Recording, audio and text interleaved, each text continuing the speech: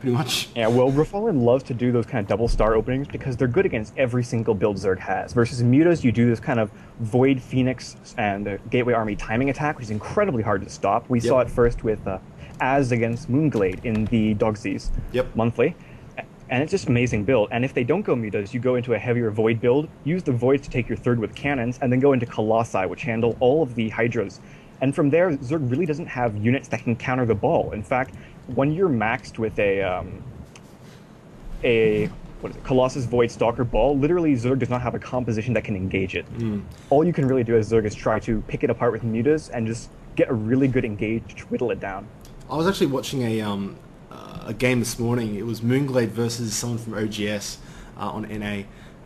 And it was on Scrap Station, and like seriously, the pros had like 4 bases and stuff like that against Moonglade's 5, and he was dealing with that Void Colossus ball actually quite well. What he was doing was, I mean, he went Roach Hydra Corruptor. That's pretty standard. And once he saw that ball get up, he pretty much killed all of his Hydras, like attacked his own Hydras and killed them, and basically went full Corruptor Broodlord, and it actually almost worked. But he was kind of behind. He lost bases. It was only on really 2 bases at that point in time. But it took out most of the ball. He only had like 2 Void Rays and 6 Stalkers left. If he was able to actually engage that correctly and reinforce and get that next army going, it might have been okay. But I mean, that's just an idea, I guess. Yeah, it's possible. The difficulty is that Corruptors really do not perform well by cost against Void Rays because they get no bonus and the Voids do. And that kind of build will get all the upgrades for the Voids. The Stalkers will be focusing on them, and then the Colossi can just target fire whatever's on the ground, and you're able to really clean up. And then when you add Force Field into the mix, it gets even more nightmarish for Zerg. It is a little imbalanced almost, but at the same time, the mid game is so difficult for Protoss without some kind of all-in timing attack that I can't really complain. Yeah, good point. Let's think. Honestly, like a lot of Zergs, I mean, Idra was talking about it in GSL. He was saying he really doesn't want to play against MC in the next round, which he won't because Junro won. What a hero! But he just didn't want to play it. Yes, the only Protoss in round of 8 is Choya. Is it? I'm not sure how I feel about that. There's one. only 2 Zergs. There's only Idra and Nesty. So I mean, obviously only. Didn't Xenio move up? No. Oh yeah, that was number 32. Never mind. So what's that? 5 Terrans? Yeah. Come on. I mean, I think it's pretty much universal between the Protoss and Zerg players. I don't think anyone thinks Terran's fine right now. I think the problem with Terran is that they just have way too many options. Just, yeah. Why do you think I got knocked out? Marauders. Wait until they start bringing this mech stuff into play, man. Like, Jinro's popularized it now. People are going to start doing it. Just like people start doing 2-racks. Sorry? Yeah, I don't actually mind mech that much, just because, while it does look very good against MC in that game, part of the reason is he lost 20 plus pros, maybe in the whole game 30 to Blue Hellions. What about that second game, though? Okay, let me just talk about the first game a little. And then after that, he persisted with the ground army too much when things like Voids would have been a better option. I don't think he played out that great. I did not actually see the second game because I was playing nGen Cup. Oh, okay. Or at least about. Well, second game was on the Scrap Station pretty much, and... He went carriers. Oh, yeah. There's a reason people... He went basically MC4 get it, right? Okay. Actually, no, it was a 5 gate all in, sorry. It was a 5? Yeah, I'm pretty sure it was a 5 gate all in. And he went in, he did good damage. He held, what was his name? Jinro held it off, but was like 6 or 7 harvesters down on MC. So MC went into a macro game, expanded. Jinro did the same thing. He was behind. Went mech again, and MC saw the mech and went carriers after a Stargate, so a Phoenix play. Yeah, I think that was a bad option. Yeah, and Jinro was just like, oh my god, lots of Vikings, and actually got Thors in. He had like 8 Phoenix, but because he doesn't play Zerg, he doesn't know this, but he went against like 4 Thors with the Phoenix, because Phoenix are light. They just died in one volley. That was kind of funny. Yeah, that's why I prefer Voids overall, because they're just, you can get more of them. They don't get like one-shotted, but they get one-shotted by a pack of Vikings, but they cost less, so you don't care as much. Yeah, once those Phoenix died, obviously, obviously Marines do well against Interceptors as well. I mean, Carrier's a very situational. I reckon it was a decent idea of him, but he obviously hasn't played against Mech enough, and Peter doesn't know how to beat it. Void Rays are a good idea too, but if you get a few Vikings out, you can kind of deal with it okay, because you have the range advantage and you can lure it over Marines. True. Really what you need to do is just use the immobility to macro up. Let's have a look at this game, though, since we are casting it. Yeah. Oh, okay, one last note, though. Really standard. Yeah. One last note about that, though. Mech's good because you don't get hard counter by Storm too much in the late game, in my opinion. You have a chance then. But anyway, this game, This is exactly what Wild did to you. This is the same build. He did Yeah, get the this is command really set up. standard. It's the you get one racks, you get the reactor, and you expand. This build's actually really weak to 4-gate because you end up with just Marines, and nGen Marine did this exact same thing to me, but I scattered the reactor, and Yep. he made 4 bunkers to not die to it. So if Ref had been aggressive, he could have punished this build a lot because this is just the most standard of standard macro builds, really. One racks, you expand. Your command center gets up a little faster than the Protoss from 1-gate expand. Yep. But you'll have to float it over. But at the same time, you do have mules, which is why he upgraded it first. And then from there, you just transition into getting 3 or 4 racks, tech up, and it goes into a very standard macro game, which is a great build on Shakuras because it's such a macro map. Definitely. Looks like Refallen's doing the same thing as you as well, going like 3-gate robo once he gets his Nexus up and stuff. So could his thought process just be, well, because he was watching that last game, he's like, well, Zine almost had it if he had his upgrades. Maybe I should do the same thing against the same build. It's possible, but really, again, from Refallen, this is exactly the most standard build you'll ever see. It's 1-gate expand, you expand around 30 supply, 5-minute mark, you immediately throw down 2 more gates, and then around 36 supply, you get the Robo, which gets you an Observer pretty much well early enough to block any kind of Banshee thing. And then from this 3-gate Robo, you can transition to anything you want. You can go into Colossi, you can go into Charge Lots and Templar. It's just incredibly flexible by getting you that early economy in a really safe manner. This build, it can even hold off 3 racks effectively. Yep, definitely. So while he is just going to move out with his units, he did this against you, similar timing. You obviously had a decent amount of units, you had the sentries as well, but Refallen looks like he has slightly less. I mean, he has a lot. Those 2 sentries has a lot of energy, and he can force fill his ramp if he does it correctly. He's gonna need okay, he's just hiding his units. Never mind. Refallen's macro is not exactly the best, but he does have general good resource management. One thing Wild is doing, though, is he has a relatively early starport. Often you'll see Terrans get way more than 3 racks before teching up, and it's important for the Protoss to actually scout this.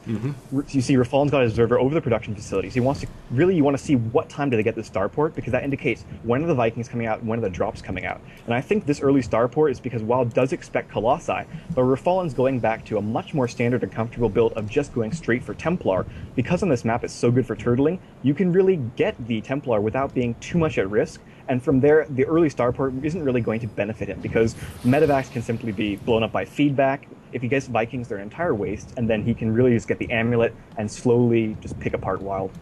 Yep. What do you think of the Warp Prison that Refallen's just built, and what the fuck do you think he's going to use that for? Well, prisms do have a lot of flexibility, really. Yep. They're just not used because they're really slow, and part of the problem is Protoss doesn't have that many great things to drop. If you drop 4 Marauders, you can kill a Nexus. If you drop 4 Zealots, you just lose 4 Zealots. They're not that great. But one of the things he could do is he could try and harass any early expansion, which is why he's watching that 3rd with his Observer. But also it could just be for things like Storm drops later on, even hiding High Templars from Ghosts, something we don't see that often. I think we will in the later stages of StarCraft too. Yep. I think the only problem for me sure yet. is that Warp Prisms are so much weaker than the other dropships. Like Overlords and Medivacs seem to have more health and seem to die a lot slower. I do agree that the Medivac is a little bit too hardy, but at the same time, it's not so much the Prism is too weak, but you have to find something to use the Prism for. Yeah, we got to drop The in the main Protoss core though. units by themselves are really weak, whereas the core units of the other races are very standard, and you can't build army integrity off one Prism. Yep, definitely. Wild though, Yeah, we're he's trying to drop in the dropping main, but yeah, he's going to lose that. There's no way on earth he's going to get that. Loses both dropships. Just spotted too early, I think. Went over the top of the Nexus, and yeah.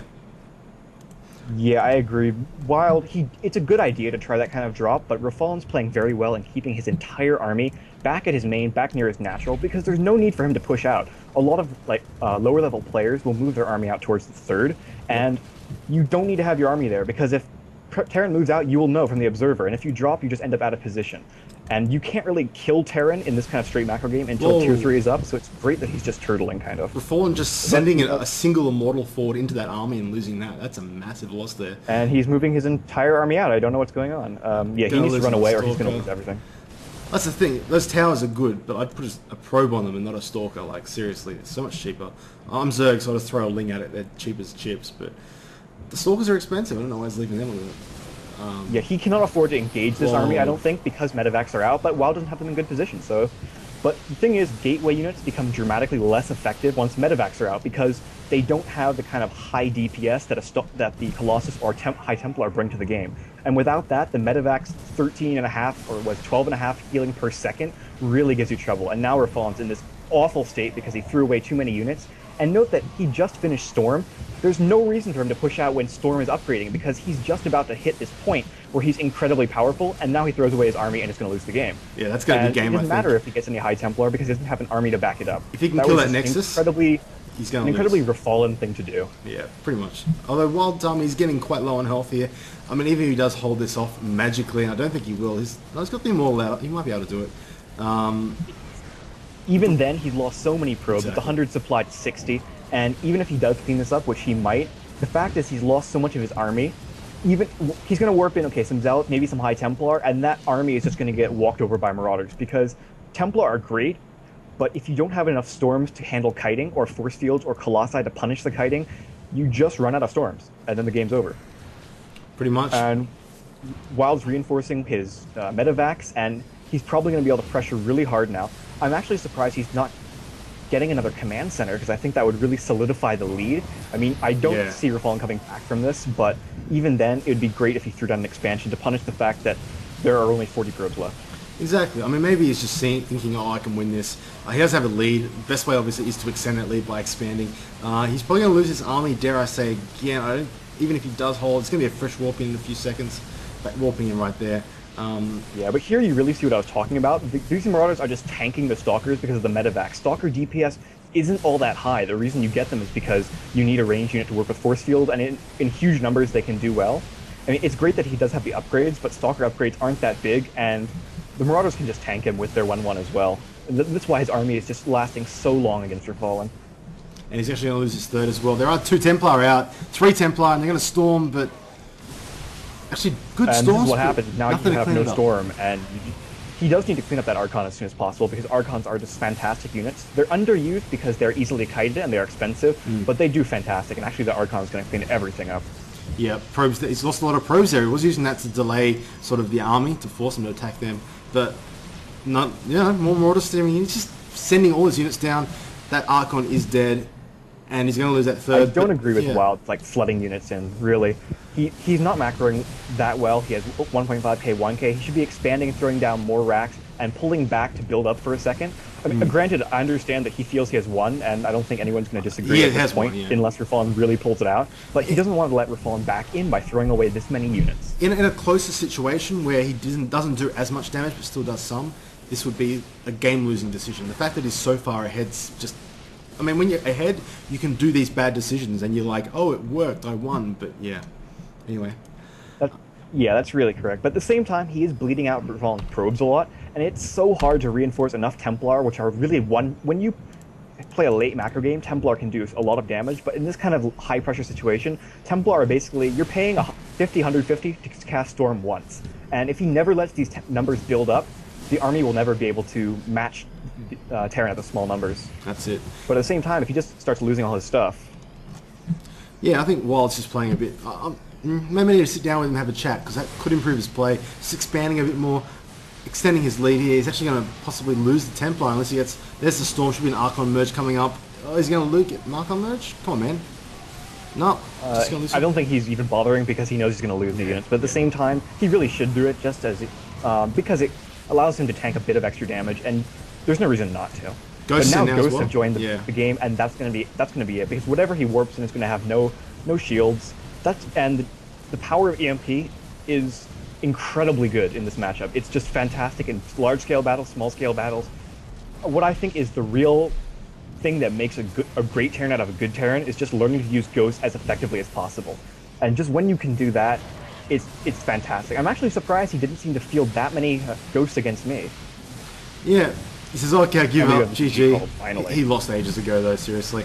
But Wild actually, I believe this is best of 3, so interesting. We'll have to wait and see. Yes, it should be.